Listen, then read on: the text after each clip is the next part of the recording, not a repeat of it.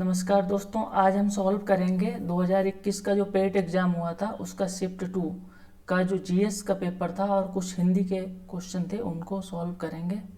और आज का जो क्वेश्चन बुकलेट सीरीज़ है वो क्वेश्चन बुकलेट सीरीज ए है। तो चलिए देर ना करते हुए हम क्वेश्चन को सॉल्व करते हैं। तो हमारा पहला प्रश्न है कि निम्नलिखित किस क्रम में भारत आए। ये 3 व्यक्ति दिए गए, टॉमस रो, फायान और रोहेंस्तांग। ठीक है, ये किस क्रम में आए। तो देखिए, जो टॉमस रो था वो आपका आया था 1615 में। ठीक है, 1615 में आया था। इससे पहले आया था आपका कैप्टन हॉकिंस। कैप्टन हॉकिंस आया था 1608 में भारत आया था। और 1609 में मुगल दरबार में गया था। वो एक पत्र लेकर आया था। महारानी जो एलिजाबेथ थी, एलिजाबेथ प्रथम थी, उनके द्वारा लिखा हुआ पत्र था सम्राट अकबर के नाम पे। लेकिन तब तक उन्हें पता नहीं था कि सम्राट अकबर नहीं है, कोई बादशाह कोई और है। तो जहांगीर के दरबार में आया था। दूसरा है फायान। दोस्तों, फायान कब आया था हमारा। फायान आया था आपका गुप्त काल में 399, चंद्रगुप्त द्वितीय के काल में आया था।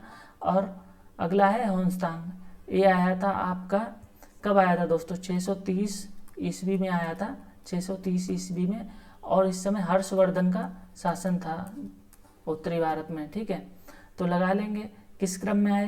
पहला कौन आया, फायान, मतलब 2 आया, फिर 3 आया, फिर 1 आया। तो सी हमारा सही उत्तर है। अब अगले प्रश्न पर बढ़ते हैं। सिराजुद्दौला किस युद्ध में अंग्रेजों से पराजित हुआ। दोस्तों, पहला युद्ध हुआ था आपका प्लासी का युद्ध, दूसरा हुआ था बक्सर का युद्ध। तो सिराजुद्दौला प्लासी के युद्ध में अंग्रेजों से पराजित हुआ। और इस युद्ध में जो अंग्रेजों का नेतृत्व कर रहा था वो कौन कर रहा था, लॉर्ड क्लाइव कर रहा था। इसके बाद क्या होता है, सिराजुद्दौला के बाद मीर जाफ़र को बंगाल का नवाब बनाया जाता है। फिर मीर जाफ़र के बाद मीर जाफ़र को भी हटा दिया जाता है कुछ समय बाद। इसके बाद बनाया जाता है आपका किसको, मीर कासिम को नवाब। तो अगला जो युद्ध होता है 64 में, 1764 में, वो होता है बक्सर का युद्ध। बक्सर कहाँ पड़ता है, बिहार में पड़ता है। और यहाँ पर जो कैप्टन मुनरो था, हेक्टर मुनरो, अंग्रेज़ों का जो कप्तान था, उसने हरा दिया था मुगलों की सेना को और अवध की सेना को, और साथ ही साथ जो बंगाल की तीनों सेनाओं को अंग्रेज़ों ने यहाँ पर हरा दिया था। और बक्सर का युद्ध हुआ था 1764 में। इसके बाद 1765 में इलाहाबाद की संधि होती है, जिससे अंग्रेज़ों को बंगाल, बिहार और उड़ीसा की दीवानी मिल जाती है। अब तीसरे विकल्प पे बात कर ले, बांडीवास का युद्ध कब हुआ था। बांडीवास का युद्ध हुआ था आपका 1860 में। ठीक है, किसके बीच, फ्रेंच और अंग्रेजों के बीच में। ठीक है, अब अगले प्रश्न पर चलते हैं। इनमें से कौन हड़प नीति का कट्टर समर्थक था। ठीक है, तो हड़प नीति का कट्टर समर्थक हमारा लॉर्ड डलहौजी था। लॉर्ड डलहौजी जो था डॉक्ट्रिन ऑफ लेप्स का समर्थक था। ठीक है, लॉर्ड वेलेस्ली ने क्या शुरू किया था, सहायक संधि शुरू की थी। लॉर्ड मिंटो के टाइम पे क्या हुआ था, लॉर्ड मिंटो के टाइम पे क्या हुआ था, आपका संधि हुई थी सिखों के साथ। ठीक है, अमृतसर की संधि हुई थी। लॉर्ड हेस्टिंग के टाइम क्या हुआ था, लॉर्ड हेस्टिंग के टाइम आपका हुआ था नेपाल का युद्ध हुआ था। और आपका 1816 में सगौली की संधि हुई थी, जिसके द्वारा जो उत्तराखंड का क्षेत्र है, जो उत्तरांचल प्रदेश है, वो अंग्रेजों को मिल गया था। अगले प्रश्न पर बात कर लेते हैं। भारतीय इतिहास में धन्वंतरी कौन थे। तो इसका उत्तर है चंद्रगुप्त विक्रमादित्य की सभा को सुशोभित करने वाले प्रसिद्ध चिकित्सक थे। ठीक है, सेनापति नहीं थे, नाटककार भी नहीं थे, ये क्या थे, चिकित्सक थे। ठीक है, अगले प्रश्न पर बात कर लेते हैं। प्रश्न नंबर 5, मौर्यकालीन भारत के विवरण वाली इंडिका के लेखक कौन है। तो इसके लेखक मेगस्थनीज है। ठीक है, ध्यान रखिएगा। छठा प्रश्न क्या है, साइमन कमीशन किस वर्ष भारत में प्रथम बार आया। तो साइमन कमीशन आया था 1928 में। दोस्तों, 1919 का जो गवर्नमेंट ऑफ इंडिया एक्ट था, ठीक है, मॉन्टेग्यू चेम्सफोर्ड रिफॉर्म था, उसमें एक प्रावधान किया गया था कि भारत में जो भी संवैधानिक सुधार हो रहे हैं उनकी समीक्षा के लिए कमीशन का गठन किया जाएगा प्रत्येक वर्ष के बाद।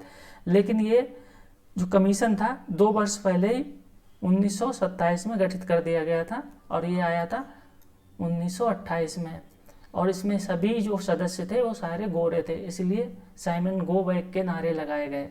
ठीक है, ध्यान रखिएगा। और इसी समय लाला लाजपत राय जी की हत्या कर दी जाती है अंग्रेजों के द्वारा लाठी मारकर। अगले प्रश्न पर बात कर लेते हैं। भारतीय राष्ट्रीय कांग्रेस द्वारा किस अधिवेशन में ऐतिहासिक पूर्ण स्वराज यानी कि पूर्ण स्वतंत्रता का प्रस्ताव पारित किया गया? तो ये हमारा उत्तर है लाहौर अधिवेशन में। कहाँ पारित किया गया दोस्तों? लाहौर अधिवेशन में यह प्रस्ताव पारित किया गया। बम्बई अधिवेशन की बात कर लेते हैं या कराची अधिवेशन की बात कर लेते हैं, तो इनको आप देख लीजिएगा। बम्बई अधिवेशन कहाँ कितनी बार हुआ बम्बई में, कराची में क्या हुआ? दोस्तों कराची में अधिवेशन हुआ था 1931 में और इसके अध्यक्ष थे सरदार वल्लभ भाई पटेल। और यह अधिवेशन विशेष अधिवेशन था और ये अधिवेशन गोलमेज सम्मेलन में भाग लेने के लिए आयोजित किया गया था कि कांग्रेस की तरफ से, कांग्रेस कार्यकारिणी की तरफ से निर्णय किया जाए कि गोलमेज सम्मेलन में भाग लेना है या नहीं लेना है। ठीक है, अब अगले प्रश्न पर बात कर लेते हैं। निम्न का मिलान कीजिए। तो इंडियन नेशनल आर्मी कौन हो गए? सुभाष चंद्र बोस जुड़े हुए थे। ठीक है, Ghadar party Lala Hardayal, Mitra Mela B D Savarkar, home rule league Annie Besant. तो हमारा पहले का क्या हो गया? 2 हो गया। ठीक है, तो पहले का 2, बाकी कट जाएंगे विकल्प, तो हमारा बी हमारा सही उत्तर होगा। ठीक है, अब अगले प्रश्न पर विचार कर लेते हैं। निम्नलिखित में से किसने महात्मा गांधी के खिलाफत आंदोलन से जुड़ने का विरोध किया? दोस्तों किसने विरोध किया था? तो इसका उत्तर हो जाएगा मोहम्मद अली जिन्ना। मोहम्मद अली जिन्ना ने विरोध किया धार्मिक कारणों से कि मुसलमान और हिंदू को धार्मिक रूप से एक किया जाता है, यानी कि धर्म को राजनीति में शामिल किया जाता है, जबकि महात्मा गांधी जी थे वो खिलाफत के समर्थन में थे। ठीक है, अगले प्रश्न में बात कर लेते हैं। निम्नलिखित में कौन सा क्रांतिकारी संगठन काकोरी षड्यंत्र केस में शामिल था? तो इसका उत्तर हमारा हो जाएगा D, Hindustan Republican association. Kakori षड्यंत्र केस था जिसमें हिंदुस्तान रिपब्लिकन एसोसिएशन था। दोस्तों जो काकोरी षड्यंत्र केस है इसको अब क्या कर दिया गया है उत्तर प्रदेश सरकार के द्वारा? Kakori rail action. ठीक है, ध्यान रखिएगा, इसका नाम परिवर्तित कर दिया गया है। अगले प्रश्न पर विचार कर लेते हैं। ज्योग्राफी का प्रश्न है, नागार्जुन सागर बांध किस नदी पर बना है? तो ये हमारा बना है कृष्णा नदी पर। ठीक है, ध्यान रखिएगा। माउंटेन एवरेस्ट पर प्रथम बार चढ़ाई किस वर्ष की गई थी? तो प्रथम बार चढ़ाई की गई थी दोस्तों 1953 में। और किसने चढ़ाई की थी दोस्तों? किसने चढ़ाई की थी? तेंजिंग नोर्गे और एडमंड हिलेरी, 2 लोगों ने, एक महिला थी एक पुरुष थे, इन्होंने एवरेस्ट पर चढ़ाई की थी। ठीक है, उस समय प्रथम बार। और इन्हीं की याद में भारत सरकार ने एक डाक टिकट भी जारी किया था।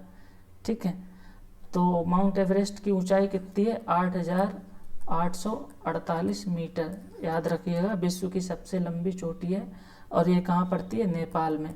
कहाँ है दोस्तों? नेपाल में। और नेपाल में इसको किस नाम से जाना जाता है? सागर माथा।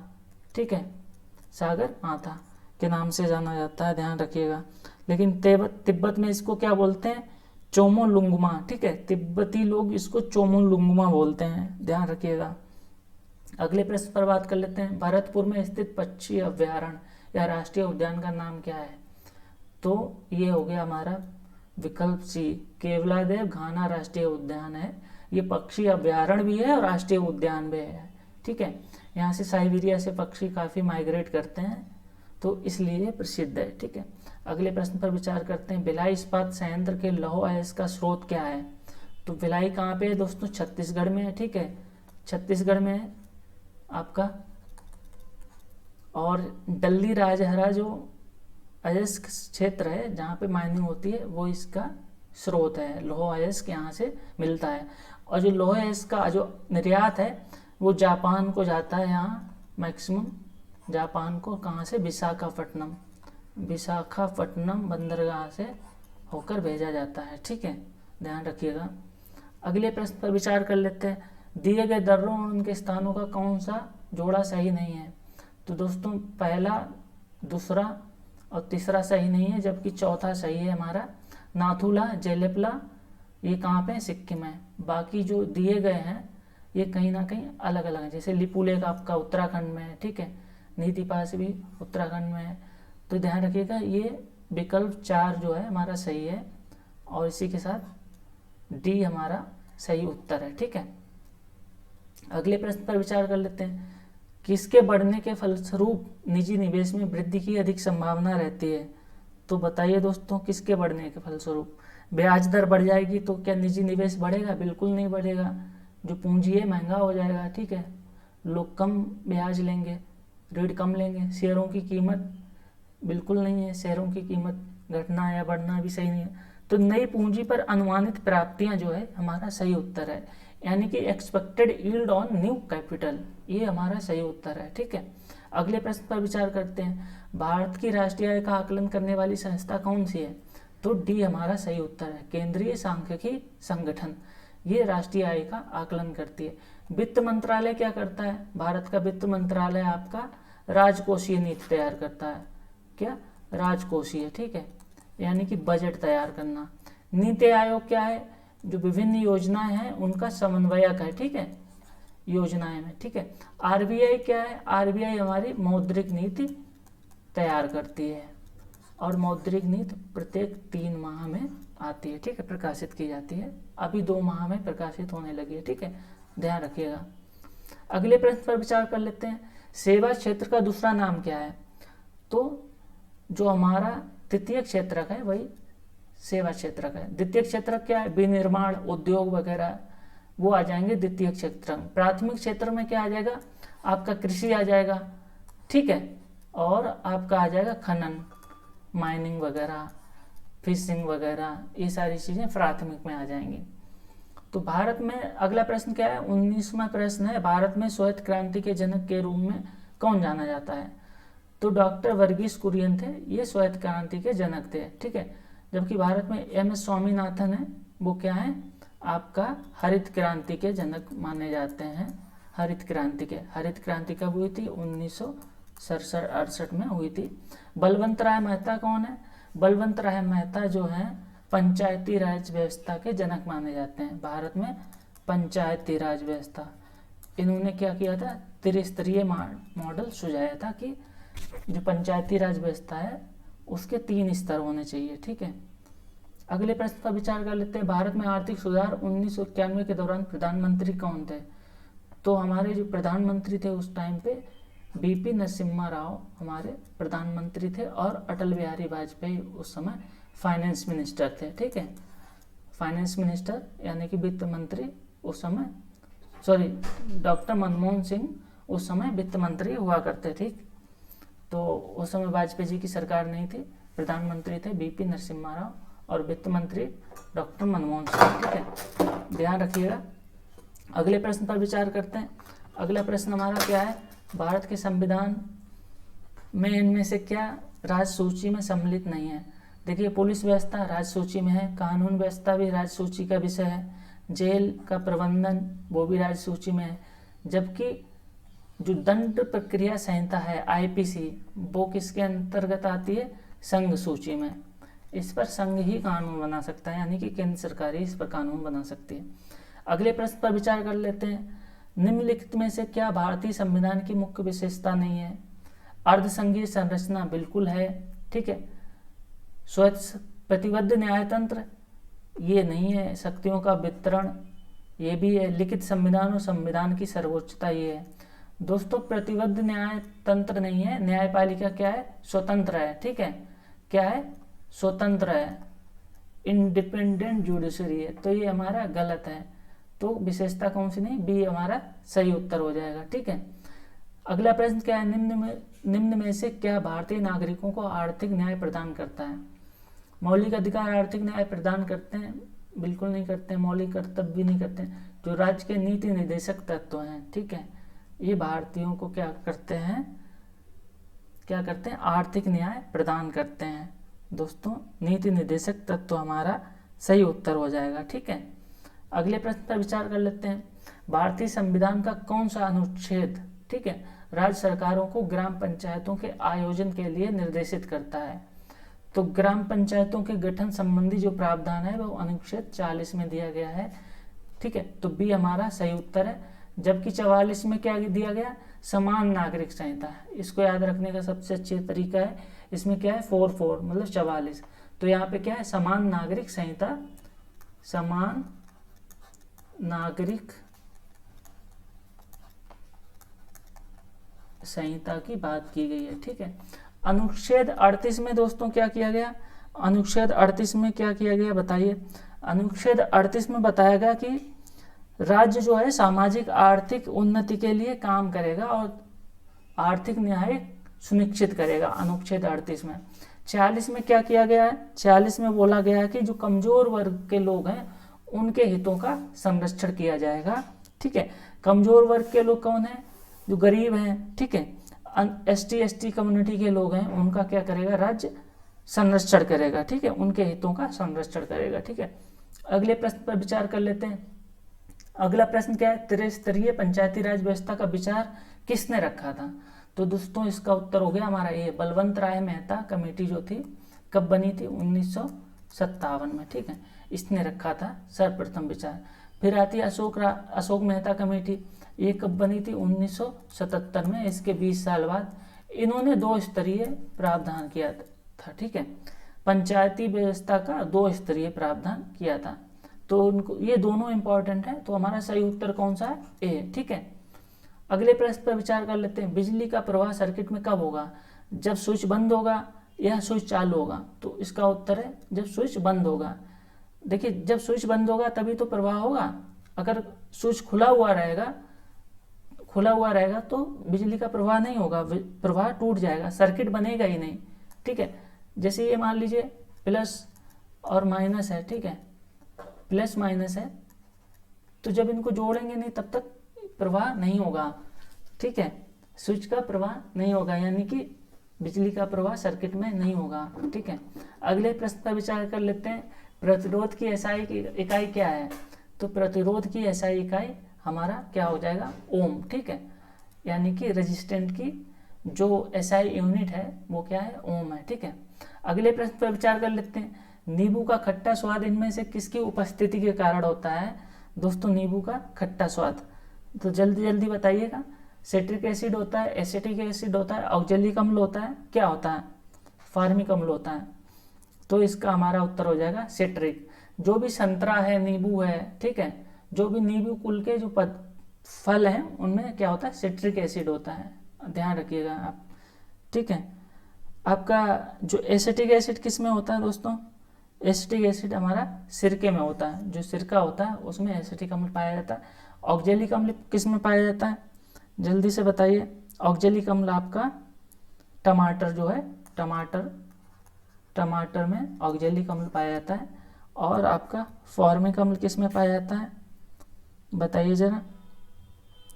फॉर्मिक अम्ल आपका चींटी में पाया जाता है, चींटी में। ठीक है, जो चींटियाँ काटते हैं तो फॉर्मिक अम्ल होता है। ठीक है, आपका अगला प्रश्न क्या है।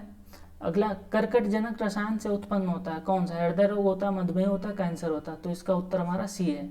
जो कर्कटजनक रसायन होते हैं उनसे हमारा क्या होता है, कैंसर होता है।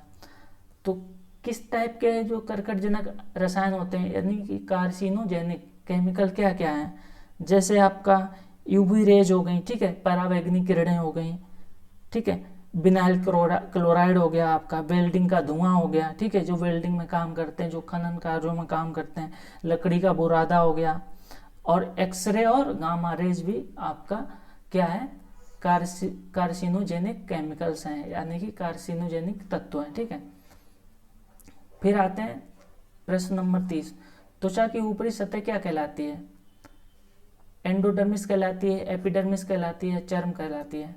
दोस्तों सबसे जो ऊपरी सतह है वो आपका क्या है, क्या हो जाएगा, एपिडर्मिस। ठीक है, एपिडर्मिस, और एंडोडर्मिस क्या हो गया, मध्य वाली, ठीक है, मध्य वाली परत हो गई आपका। ठीक है, और जो एंडोडर्मिस है, एंडोडर्मिस सबसे अंदर की हो गई, एपिडर्मिस बाहर की हो गई, और डर्मिस आपकी बीच वाली परत जो है त्वचा की वो कहलाती है। तो हमारा उत्तर आपका क्या हो जाएगा, बी हो जाएगा उत्तर हमारा। ठीक है, प्रश्न नंबर 36 में बात कर लेते हैं। निम्नलिखित में से तीक्ष्ण का विलोम क्या है। अब ये हिंदी के 5 प्रश्न है। तो तीक्ष्ण मतलब क्या होता है, तेज होता है। ठीक है, इसका विलोम क्या हो जाता है, कुंठित। ठीक है, किसी की बुद्धि तीक्ष्ण है या कुंठित है, तो इसका हो जाएगा कुंठित। ठीक है, गजवदन का पर्यायवाची क्या है, गजवदन मतलब जिसका वदन गज का हो, गज मीन्स हाथी, तो कौन हो जाएंगे हमारे गणपति बप्पा मौर्य। ठीक है, तो हमारे गणेश जी जो हैं वो क्या हो जाएंगे, गजवदन उनका पर्यायवाची शब्द है। ठीक है, ध्यान रखिएगा, गजवदन हमारे गणपति बप्पा मौर्य हो जाए। और क्या है गणेश जी के पर्यायवाची हैं बताइए। विनायक भी है गणेश जी का पर्यायवाची, भवानी नंदन, गौरी नंदन यानी देवी गौरी के पुत्र। ठीक है, मूषक वाहक, गजानन। ठीक है, इत्यादि जो है वो गणेश जी के पर्यायवाची है। अगला प्रश्न क्या है, प्रश्न नंबर 38, कांटों से भरा हुआ बाग के लिए नीचे दिए गए विकल्प में से एक शब्द चुननी है। ठीक है, तो कंकट, विकीर्ण, कुचैला या कंकटा कीर्ण। तो इसका उत्तर हो जाएगा हमारा कंकटा कीर्ण। ठीक है, ये हमारा उत्तर हो जाएगा। कंकट क्या होता है दोस्तों, ऐसी वस्तु जो लोगों के मार्ग में बाधा उत्पन्न करे, वो कंकट हो गया। विकीर्ण क्या होता है, विकीर्ण मतलब होता है आपका बिखराव। ठीक है, विकीर्ण मतलब क्या हो जाता है, इधर उधर फैला हुआ, छितरा हुआ। ठीक है, जैसे प्रकाश का विकिरण भी होता है, साइंस में पढ़ा हुआ।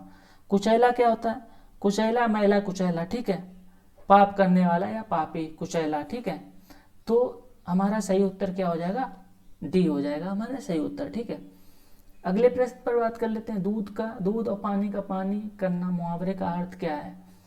तो क्या हो गया, उचित निर्णय करना। इसका उत्तर हमारा हो जाएगा उचित निर्णय करना। पक्षपातपूर्ण निर्णय करना बिल्कुल नहीं है, मिलजुल कर रहना बिल्कुल नहीं है, ये भी नहीं है। ठीक है, शुद्ध वर्तनी का चयन कीजिए। बहिष्कार, बहिष्कार ऐसे लिखा जाता है, गलत है। बहिष्कार ये भी गलत है। बहिष्कार सी हमारा सही उत्तर है। ठीक है, अब अगले प्रश्न पर विचार कर लेते हैं। अब ये करंट अफेयर्स के कुछ प्रश्न हैं दोस्तों, इन पर विचार कर लेते हैं। तो भारत के उस प्रथम राज्य का नाम बताइए क्या है जिसने अपने निवासियों के स्वास्थ्य बीमा प्रदान किया है। तो राजस्थान ने अपने निवासियों को स्वास्थ्य बीमा प्रदान किया गया। ठीक है, सबसे पहला राज्य राजस्थान था। ठीक है, उस समय ये क्वेश्चन पूछा गया था 2021 में। दोस्तों ये करंट अफेयर 2021 की है। ठीक है, ध्यान रखिएगा। तो क्वेश्चन नंबर 52 है, आरबीआई ने 22 जुलाई 2021 से किस भुगतान तंत्र को नए कार्ड जारी करने पर प्रतिबंध लगा दिया गया है। ठीक है, तो इसका उत्तर क्या हो जाएगा, मास्टर कार्ड। ठीक है, अगले प्रश्न पर विचार कर लेते हैं। योग के बारे में जागरूकता बढ़ाने के उद्देश्य से भारत में किसके द्वारा मोबाइल ऐप नमस्ते योग शुरू किया गया है। किसके द्वारा शुरू किया गया है, तो दोस्तों इसका उत्तर हो जाएगा हमारा आयुष मंत्रालय। ठीक है, अगले प्रश्न पर विचार कर लेते हैं। टोक्यो पैरालंपिक 2021 में किसको भारतीय दल के ध्वजवाहक के रूप में नामित किया गया है। तो उस समय दोस्तों मरियप्पन थंगावेलु को नामित किया गया था। ठीक है, लेकिन इनको चोट लगने के कारण ये पैरालंपिक से बाहर हो गए थे। इसके बाद दोस्तों किसको नामित किया गया था, इसके बाद टेकचंद को नामित किया गया था। ठीक है, टेकचंद, तो टेकचंद ऑप्शन में नहीं था, इसलिए मरियप्पन थंगावेलु ऑप्शन में था, तो यही सही उत्तर है। ठीक है, प्रश्न नंबर 55 क्या है, 21-22 के दूसरे क्वार्टर के लिए सुकन्या समृद्धि खाते की दर क्या है, ब्याज दर क्या है। तो उस समय ब्याज दर जो थी वो 6.7% ब्याज दर थी। ठीक है, अगले प्रश्न पर विचार कर लेते हैं। भारतीय सेना ने कश्मीर में अपनी एक फायरिंग रेंज का नाम बॉलीवुड अभिनेत्री के नाम पर रखा, उनका नाम क्या है। तो उनका नाम विद्या बालन था उस समय। ठीक है, विद्या बालन सही उत्तर है। विद्या बालन के नाम पे भारतीय सेना ने अपनी एक फायरिंग रेंज का नाम रखा था। ठीक है, अगले प्रश्न पर विचार कर लेते हैं। वर्ष 2021 के लिए किस देश का पासपोर्ट विश्व में सबसे शक्तिशाली पासपोर्ट की श्रेणी में सबसे ऊपर है। ठीक है, कौन सा पासपोर्ट सबसे ऊपर था, तो हमेशा ही जापान का पासपोर्ट ऊपर रहता है। ठीक है, यानी कि पासपोर्ट किसके द्वारा ये लागू किया जाता है, ये हेनले पासपोर्ट इंडेक्स बोलते हैं इसको, हेनले पासपोर्ट इंडेक्स। ठीक है, ध्यान रखिएगा, ये इसकी सूची तैयार करता है। ठीक है, इस सूचकांक को। अगला प्रश्न क्या है, तमिलनाडु विधानसभा 2021 का चुनाव किस राजनीतिक दल ने जीता। ठीक है, तो उस समय ये कौन थे, डीएमके। तमिलनाडु में दो प्रमुख पार्टियां हैं, डीएमके है और दूसरा AIADMK। ठीक है, ऑल इंडिया अन्ना द्रविड़ मुनेत्र कड़गम, और डीएमके मतलब द्रविड़ मुनेत्र कड़गम। ठीक है, तो इसके जो मुख्यमंत्री थे MK स्टालिन मुख्यमंत्री हैं, और AIADMK किसकी है, जयललिता की पार्टी है, जो अभी इस दुनिया में नहीं है। ठीक है, प्रश्न नंबर 59 क्या कहता है, वैश्विक शांति सूचकांक 2021 में कौन सा देश ऊपर था? तो उस समय दोस्तों आइसलैंड जो था वो सबसे ऊपर था। अगला प्रश्न क्या है, कौन सी राज्य सरकार ने मुख्यमंत्री दलित सशक्तिकरण योजना को लागू किया है? तो उस समय दोस्तों तेलंगाना राज्य सरकार जो थी उसने मुख्यमंत्री दलित सशक्तिकरण योजना को लागू किया था। ठीक है, अगला प्रश्न क्या है, निम्नलिखित में से किस देश को थंडर ड्रैगन की भूमि के नाम से जाना जाता है? तो भूटान हमारा सही उत्तर है। ये स्टैटिक जीके का क्वेश्चन है। यहाँ पे बहुत ज़्यादा चक्रवात संबंधी जो जलवायु परिवर्तन है, जलवायु संबंधी घटनाएं हैं वो होती हैं। ठीक है, रियाद किस देश की राजधानी है? रियाद किस देश की राजधानी है? सऊदी अरब की राजधानी है। तो राजधानियों से ध्यान रखिएगा, एक आध क्वेश्चन जरूर पूछेगा, और भारत के जो पड़ोसी देश है उनसे संबंधित भी प्रश्न पूछे जाते हैं। तो अगला प्रश्न क्या है, क्षेत्रफल की दृष्टि से भारत का निम्न में से कौन सा राज्य सबसे छोटा है? तो क्षेत्रफल की दृष्टि से दोस्तों कौन सा राज्य सबसे छोटा है? तो गोवा जो है हमारा राज्य सबसे छोटा है। जबकि जनसंख्या की दृष्टि से कौन सा है? सिक्किम। जनसंख्या की बात करेंगे तो सिक्किम सबसे छोटा राज्य है। ठीक है, और राज्य जो क्षेत्रफल की दृष्टि से सबसे बड़ा राज्य आपका कौन सा है? राजस्थान है। ठीक है, राजस्थान है। और उत्तर प्रदेश आपका फर्स्ट नंबर पे जनसंख्या की दृष्टि से है। तो जनगणना संबंधी प्रश्न जरूर आते हैं दोस्तों। अगला प्रश्न क्या है, राज्यसभा के चुने हुए सदस्यों का कार्यकाल कितने वर्ष होता है? तो 6 वर्ष होता है, ध्यान रखिएगा। अगला प्रश्न क्या है, विश्व में संयुक्त राष्ट्र दिवस कब मनाया जाता है? दोस्तों कब मनाया जाता है? 24 अक्टूबर को मनाया जाता है। बी हमारा सही उत्तर है, क्योंकि इसी दिन 1945 को संयुक्त राष्ट्र संघ की स्थापना की थी। ठीक है, प्रश्न नंबर 66 क्या है, अंतर्राष्ट्रीय न्यायालय कहाँ स्थित है? तो इसका उत्तर हमारा बी हो जाएगा, द हेग में अंतर्राष्ट्रीय न्यायालय स्थित है। ठीक है, ध्यान रखिएगा। आपका खाद्य और कृषि संगठन कहाँ पे है? रोम में है। ठीक है, रोम में क्या है आपका खाद्य और कृषि संगठन है। अंतर्राष्ट्रीय मुद्रा कोष आपका कहाँ पे? आपका वाशिंगटन में है। मौसम विज्ञान संगठन आपका जेनेवा में है। ठीक है, और विश्व व्यापार संगठन भी आपका जिनेवा में है। तो याद रख लीजिएगा, एक क्वेश्चन जरूर आएगा इनसे संबंधित। अभी मैं आने वाली वीडियो में आपके लिए स्टैटिक जीके और जो करंट अफेयर्स है, यूपी स्पेशल है, वो सारी चीज़ें लेके आऊँगा।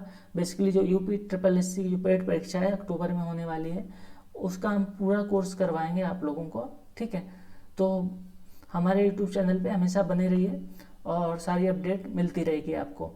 अगला प्रश्न कर लेते हैं, प्रश्न नंबर 67, विश्व प्रसिद्ध खजुराहो मूर्तिकलाएं स्थित हैं। कहाँ पे स्थित हैं दोस्तों खजुराहो की मूर्तिकलाएं? तो ये है हमारा मध्य प्रदेश, सही उत्तर है। ठीक है, अजंता एलोरा की गुफाएं कहाँ पे? वो महाराष्ट्र में है। ठीक है, खजुराहो की मूर्तिकलाएं कहाँ पे? मध्य प्रदेश में। अगले प्रश्न पर बात कर लेते हैं, प्रसिद्ध नवकालेवारा उत्सव कहाँ पे होता है? नवकालेवारा उत्सव दोस्तों कहाँ पे होता है? उड़ीसा में होता है। कहाँ पे? उड़ीसा हमारा सही उत्तर है। ठीक है, तो जो प्रसिद्ध उत्सव हैं, त्योहार हैं, उनसे संबंधित प्रश्न भी पूछे जाते हैं। अगला प्रश्न क्या है, निम्नलिखित में से कौन सी एक हरित गृह गैस नहीं है, यानी कि ग्रीन हाउस गैस नहीं है? मीथेन है, बिल्कुल है। ठीक है, नाइट्रोजन भी, बताइए नाइट्रोजन है क्या? तो दोस्तों नाइट्रोजन ग्रीन हाउस गैस नहीं है, क्योंकि नाइट्रोजन ऑलरेडी वातावरण में इतनी मात्रा में उपलब्ध है, जबकि कार्बन डाइऑक्साइड है, CFC भी है। तो नाइट्रोजन हमारा सही उत्तर है, नाइट्रोजन ग्रीन हाउस गैस नहीं है। ठीक है, अब अंतिम प्रश्न पर बात कर लेते हैं। अंतिम प्रश्न हमारा क्या है, अर्जुन पुरस्कार किस लिए दिए जाते हैं? आपातकालीन स्थिति में विशिष्ट सेवा के लिए, बिल्कुल गलत है। युद्ध में वीरता के लिए नहीं दिए जाते हैं, युद्ध में वीरता के लिए परमवीर चक्र, वीर चक्र, अशोक चक्र दिए जाते हैं। खेल के क्षेत्र में उत्कृष्ट प्रदर्शन के लिए, जी हाँ यही हमारा सही उत्तर है, सी हमारा सही उत्तर है। तो जो अर्जुन पुरस्कार हैं वो किस में दिए जाते हैं? खेल के क्षेत्र में उत्कृष्ट प्रदर्शन करने के लिए दिए जाते हैं। तो ये रहे हमारे 60 क्वेश्चन, जिसमें 5 हिंदी के क्वेश्चन थे और 55 हमारे GS GK के प्रश्न थे। तो हमने सॉल्व किए। ये प्रश्न आए थे आपके यूपी SSC पेड परीक्षा 2021 में, जो एग्ज़ाम हुआ था अक्टूबर 2021 में।